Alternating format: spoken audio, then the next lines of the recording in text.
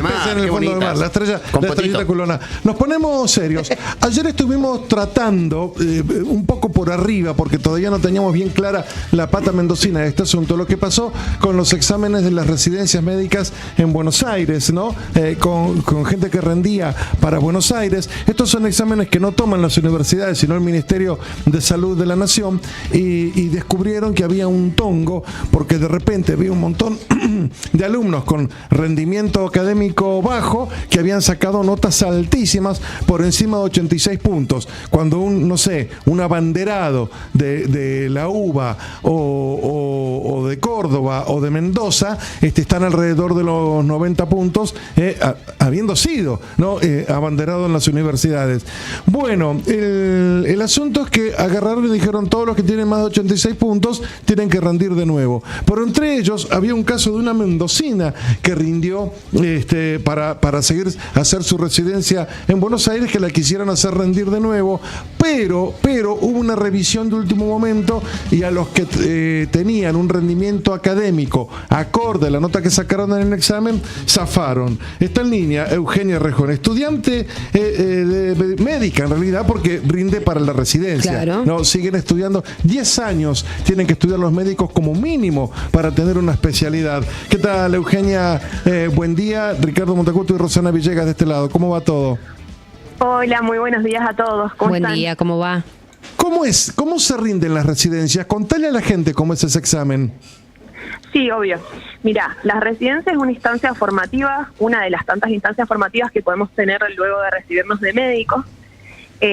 Para entrar al sistema de residencias es necesario rendir este examen, que se rinde una sola vez al año. En el caso de este año fue el 1 de julio. Existen diferentes concursos. Acá tenemos el concurso de Mendoza, que abarca todas las plazas de hospitales públicos y hospitales privados. Que se rinde para hacer la residencia en Mendoza. Exacto. Claro, en los hospitales de Mendoza. También, sí. Exacto. En el caso del concurso unificado, abarca las plazas de la Ciudad de Buenos Aires, de Provincia de Buenos Aires, y hospitales nacionales, como son, por ejemplo, el Posadas, el Garrahan. Cuando vos rendís para la residencia, ¿ya rendís en la especialidad que querés o es otro tipo de examen? No, claro, este examen abarca todas las especialidades, o sea, en la gran mayoría en realidad, por ejemplo, las que se llaman especialidades básicas. Bien. Como por ejemplo clínica médica, cirugía general, cardiología, claro. Exacto. Después existen especialidades postbásicas, que es luego justamente terminar estas básicas. Bueno, y entonces vos rendiste con una nota alta y de repente esa nota estuvo en peligro. Exacto. Yo concursé para el unificado, es decir, que competía con gente, la mayoría de provincia de Ciudad de Buenos Aires, y a otras partes del país que también quieren hacer lo mismo, ir a Buenos Aires a hacer su residencia.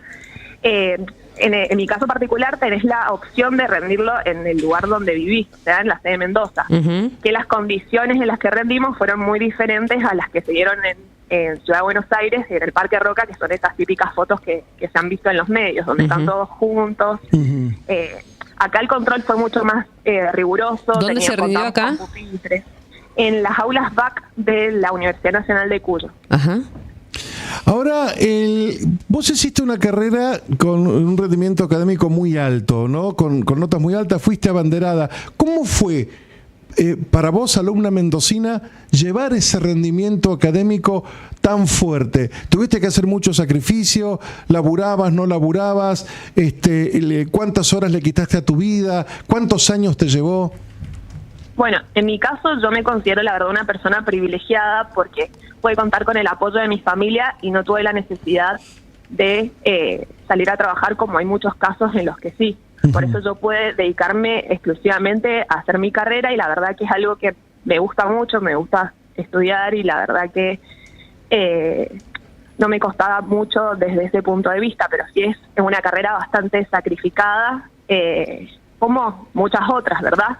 Pero bueno, por ahí si a uno tiene el privilegio de hacer lo que le gusta, resulta un poco menos pesado, la verdad. Ahora, Eugenia, ¿cómo fue esto de, por lo que nos contás, digo, has tenido una trayectoria universitaria importante, con muy buen rendimiento universitario, tuviste un examen, la verdad que con notas muy altas? ¿Cómo fue saber que estaba en riesgo ese examen? Porque te habías preparado un montón justamente como para poder avanzar en esta etapa formativa de tu carrera. ¿Qué fue lo primero que hiciste o cómo pensaste en resguardar ese examen que, bien decís, ustedes lo hicieron, digamos, en los tiempos y en la forma que correspondía? Claro, la verdad, al principio fue una sensación de dolor, sentimientos de dolor e injusticia, porque lo primero que hicimos fue reunirnos y decir, bueno, pidamos por favor que se investigue cada caso particular, las condiciones en las que hemos rendido, las trayectorias académicas, que se lleve una investigación más profunda en lugar de agarrar y tomar esa decisión apresurada de meternos a todos en la misma bolsa. Claro. Que fue lo que se hizo en primera instancia. Claro. Ahora, bueno, se ha dado marcha atrás con esa decisión y se ha decidido hacer justamente eso, evaluar cada caso particular. Claro, le aportamos a los oyentes que entre estos fraudes que se detectaron, hubo alguna información que marcaba que había uso de lentes inteligentes con cámaras ocultas y con conexión con IA, como para poder ir resolviendo las distintas instancias del examen, algo que evidentemente se hizo tan palpable porque, como decía Ricardo, había una ola de puntajes extraordinariamente altos y muchos de esos estudiantes venían de universidades extranjeras.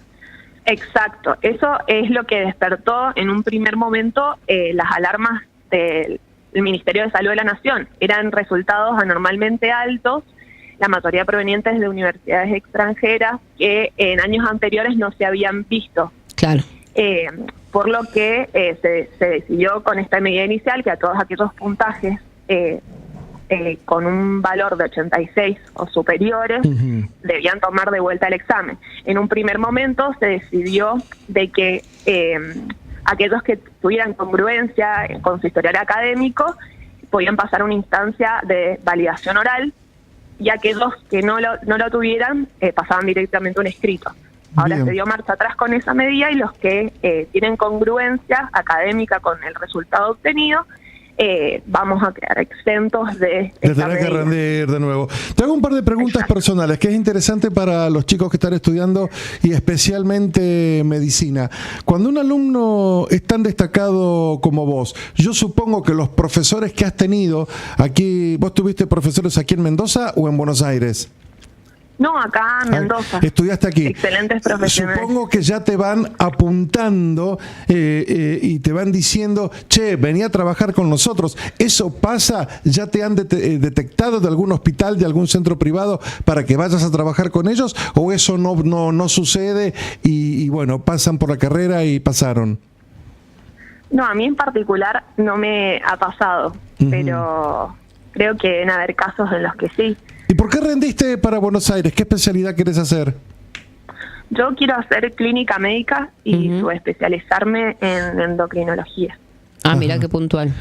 Bueno, y desde la mirada de quien está atravesando esta última etapa ya de la formación en medicina, ¿ves que a esas especialidades que en Mendoza escasean empiezan a tomar o a tener una mayor adhesión? Me refiero a la pediatría, por ejemplo. Sí, este año afortunadamente se ha visto un incremento en las inscripciones a nivel general en las residencias y específicamente en estas especialidades que más se necesitan, como pediatría, clínica, ginecología, psiquiatría. Bien. Eso afortunadamente se ha visto un cambio en eso. Eugenia, lo último, cortito. Dale un consejo a un chico, una chica que está estudiando sus primeros meses de medicina.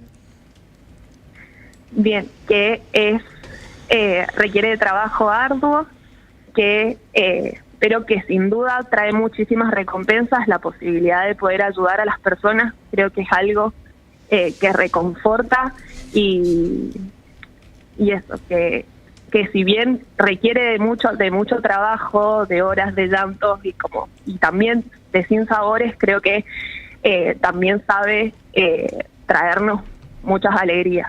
Por eso. Te mandamos un abrazo, muchas gracias. Muchas gracias. Muchas gracias. Eugenia Rejón, su caso hizo que revisara el Ministerio de Salud de la Nación este problema del fraude con las residencias, con el examen de las residencias médicas. Como ella tenía una trayectoria impecable, su examen fue incuestionable. Pero bueno, hubo otros casos que no, y la verdad que fue terrible porque son los médicos que te van a atender. ¿Cómo no vas a confiar en un médico, que un médico tiene los conocimientos que tiene que tener? Aparte, te copiaste en el examen de residencia, me imagino, antes durante la carrera. 10:53.